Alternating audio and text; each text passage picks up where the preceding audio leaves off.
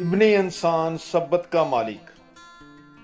मुकद्दस मरकज़ की अंजील उसका दूसरा बाब 23 ता 27 आयात तक।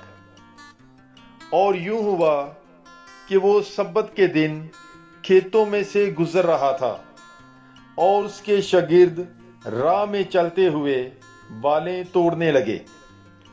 तब फरीसियों ने उससे कहा, देख, सब्बत के दिन ये क्यों ऐसा काम करते हैं जो रवा नहीं।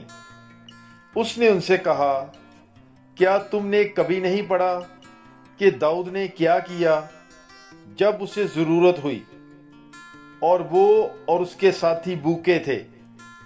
वो क्यों कर सरदार कहने आजम अबी यातार के दिनों में खुदा के घर में गया और नजर की रोटियां खाईं, जिनका खाना कहनों के सिवा और किसी को रवा नहीं, और अपने साथियों को भी दी।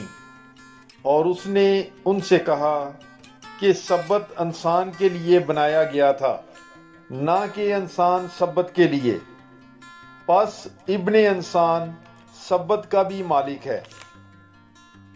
पाक कलाम के पढ़े और सुने जाने पर खुदावंद की बरकत हो, खुदा का शुक्र हो। God bless you. Bible is life.